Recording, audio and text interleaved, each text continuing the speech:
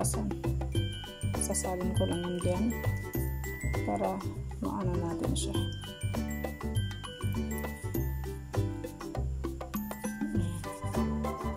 Ayan, tapos ihulog natin yung soya sauce.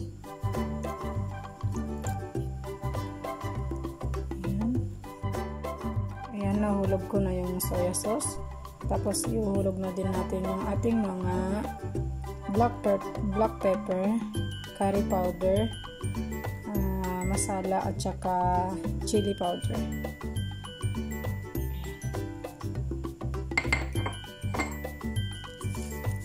Ayan, nagawin natin siya.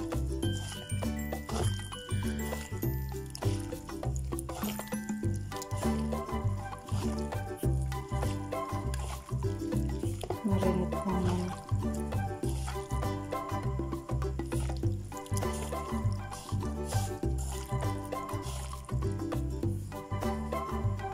Ito ng butter.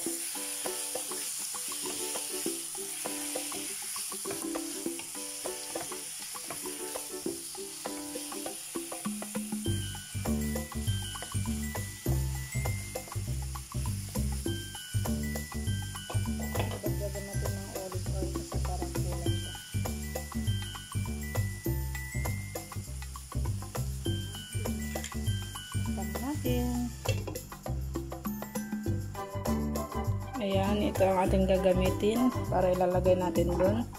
So, tomato paste at konting chili mayonnaise. Ayan. Check natin muna ang ating manok.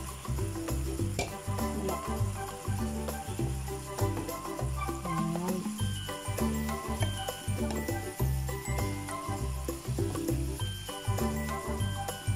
Parang malaki yung pagkahiwa ko ng manok.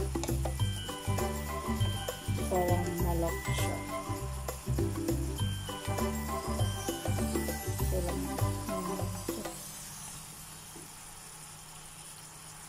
Luto natin ng maayos ang manok. Ayan, babalikan natin yan mamaya. Takpan natin ulit para maluto yung manok. Ayan, bubuksan natin ang ating niluto. Ayan, bango.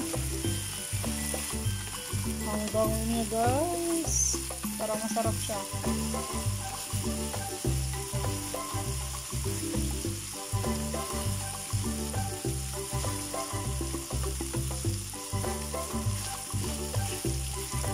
Parang masarap. Bakit na natin masyado yung manok.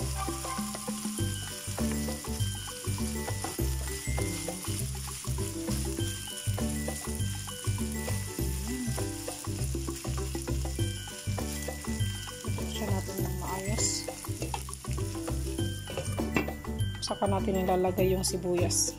Ayan, ngayon ilalagay natin yung sibuyas natin.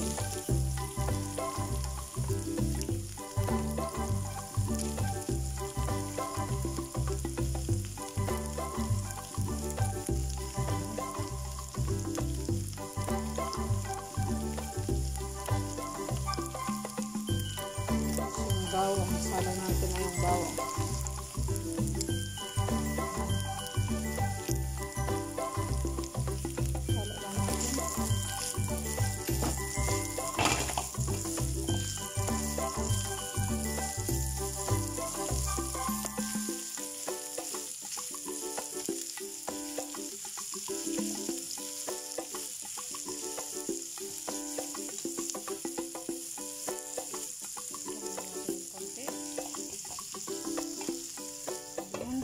Pinaan natin yung apoy.